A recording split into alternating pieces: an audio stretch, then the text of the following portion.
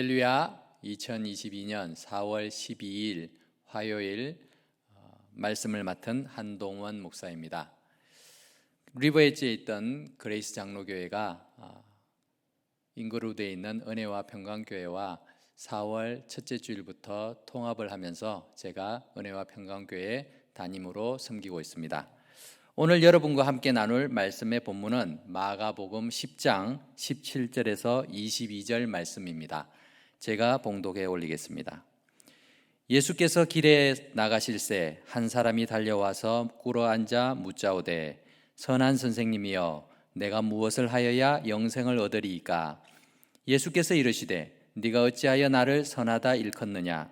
하나님 한 분 외에는 선한 이가 없느니라.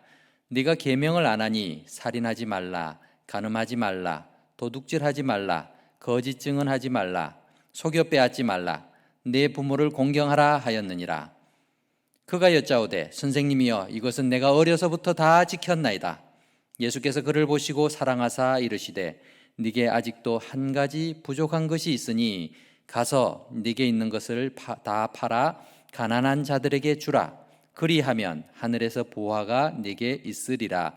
그리고 와서 나를 따르라 하시니 그 사람은 재물이 많은 고로 이 말씀으로 인하여 슬픈 기색을 띠고 근심하며 가니라. 아멘. 오늘 우리에게 주시는 하나님의 말씀입니다. 이 말씀을 가지고 영생을 얻으려면 이라는 제목으로 말씀을 함께 나누고자 합니다. 오늘 본문에는 이런 이야기입니다. 어떤 사람이 예수님께 달려와서 무릎을 꿇습니다. 같은 사건을 기록하고 있는 마태복음과 누가복음의 기록을 종합해 보면 이 사람은 청년이었고 또한 부유한 관리였습니다. 이처럼 젊고 관직에 있는 그리고 부유한 청년이 예수님께 달려와서 무릎까지 꿇은 것을 보면 무엇인가 긴급하고 중요한 요청이 있었던 것이 틀림없습니다. 이 청년은 예수님께 선한 선생님이여 내가 무엇을 하여야 영생을 얻을 수 있으리까? 이렇게 단도직입적으로 질문합니다. 이 청년은 영생의 길을 찾아서 예수님께 나아온 것입니다. 여러분이 보시기에 이 청년은 제대로 찾아온 것일까요? 맞습니다. 제대로 찾아왔습니다. 자신의 궁극적인 문제에 답을 해주실 수 있는 분을 제대로 찾아온 것입니다. 그런데 이 청년은 영생을 어떻게 얻을 수 있는지를 알지 못했습니다. 오늘 본문을 통해서 예수님께서는 우리가 영생을 얻으려면 세 가지 중요한 점을 먼저 기억해야 한다라는 것을 알려주고 계십니다. 첫 번째는 내 기준이 아니라 하나님의 기준에서 맞춰보는 것, 하나님의 기준에 맞추는 것이 중요하다라는 것을 알려줍니다. 로마서 3장 23절에서 모든 사람은 죄를 범했기 때문에 하나님의 영광에 이르지 못한다 기록하고 있습니다. 우리는 우리 스스로를 평가할 때 때로는 나는 그래도 괜찮게 살아왔어 이렇게 표현을 합니다. 아니면은 훌륭한 사람을 보면서 저 사람은 참 훌륭한 사람이야, 좋은 사람이야, 착한 사람이야 이렇게 평가를 합니다. 착한 인생, 선한 인생 또는 선한 선생님 또 심지어는 예수님을 향해서 선한 예수님이라는 그 기준이 내가 가지고 있는 기준은 아닌지 우리가 생각해 볼 필요가 있습니다. 그 선을 결정할 수 있는 권한이 과연 누구에게 있는가요? 아담과 하와의 죄가 무엇이라고 여러분들은 알고 있습니까? 선과 악을 알게 하는 나무 열매를 따먹은 것이죠. 우리가 소위 선악과라는 것이죠. 그런데 그 이후로부터 모든 사람들은 선과 악을 결정하는 주체가 자기 자신이 되어버렸습니다. 그래서 우리는 내가 옳으면 그것이 옳다라고 생각을 합니다. 내 기준이 가장 중요하다고 생각할 때가 많다라는 것이죠. 이 청년은 예수님을 선한 선생님이라고 부르고 있습니다. 그런데 예수님께서는 이 청년이 예수님을 제대로 알지 못하면서 이 선하다라는 표현을 하고 있다고 지적하고 계십니다.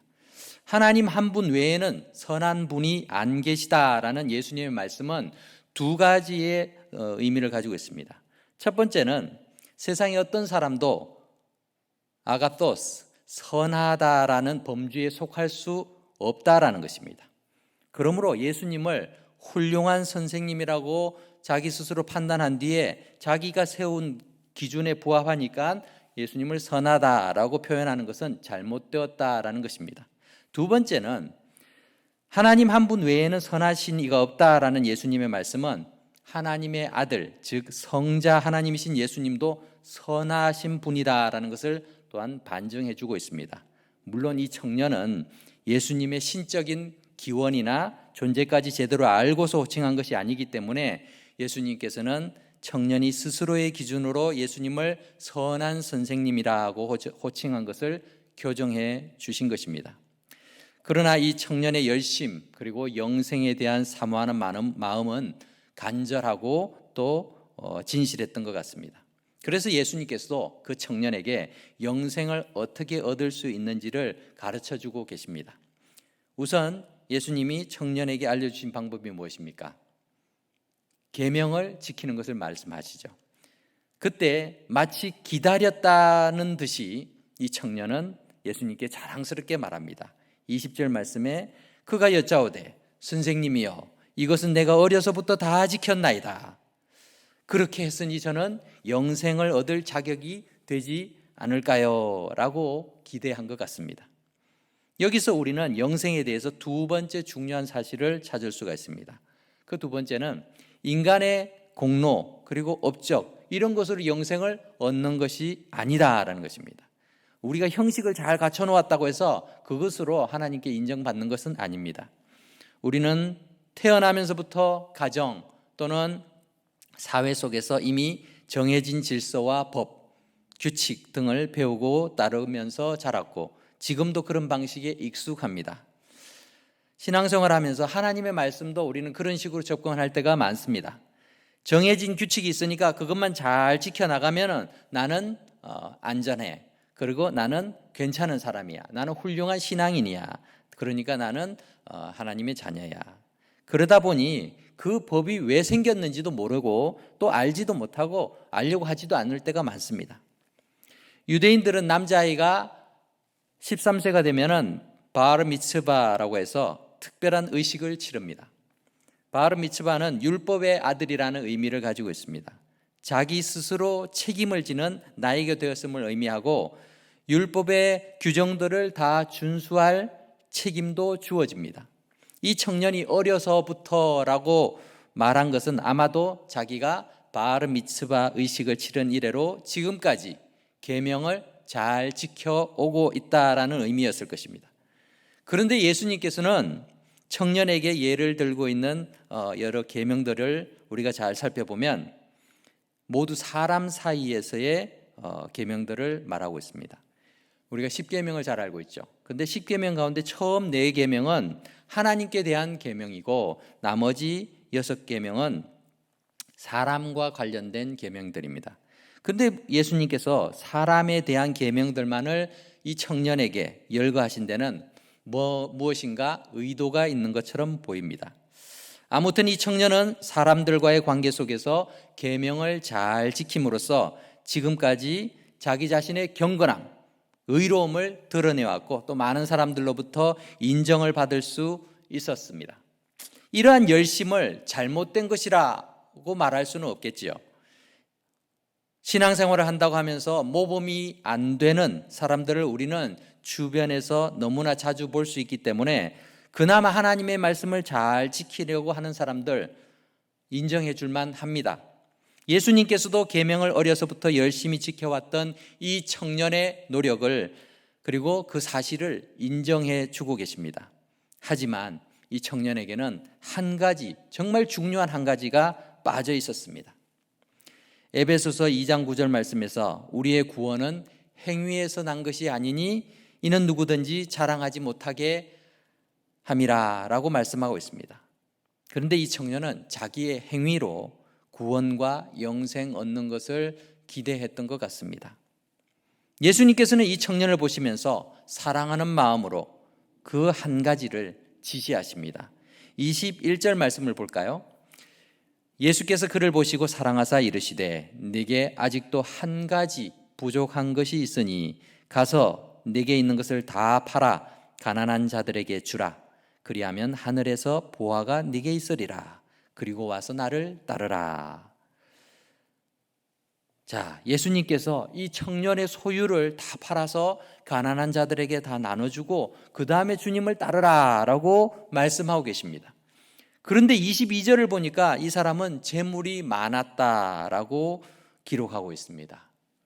사실 재물이 많든 적든 예수님의 명령은 이 말씀을 읽는 우리를 비롯한 모든 이들, 모든 사람들을 긴장하게 만듭니다. 그리고 마음이 불편해지죠. 여러분은 이 예수님의 지시대로 쉽게 결단할 수 있습니까?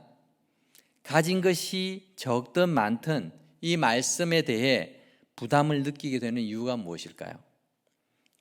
예수님의 이 요구는 결국 가치관, 우리의 가치관에 대한 질문이었습니다.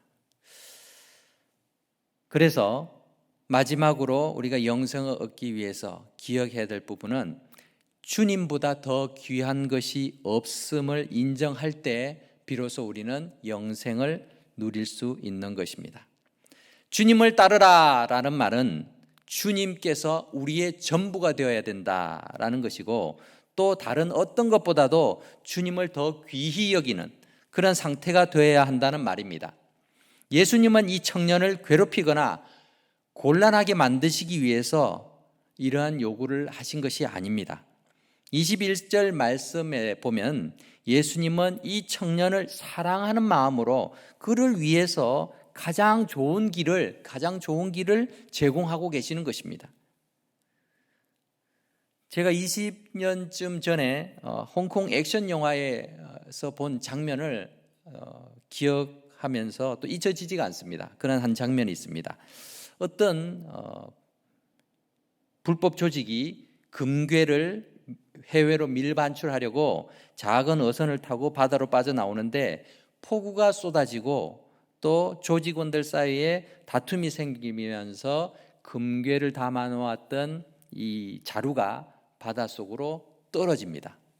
그러자 그것을 보던 한 사람이 바닷속으로 빠져들어가고 있는 그 금괴 자루를 건지려고 주저함 없이 바닷속으로 뛰어들었습니다.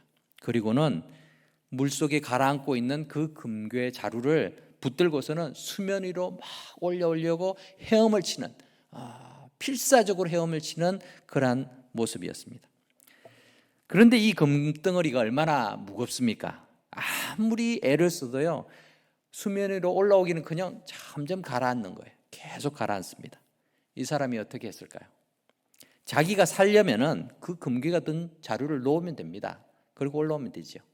그런데 이 영화에서 나오는 이 사람은요, 끝까지 이 금괴 자루를 놓지를 못해요.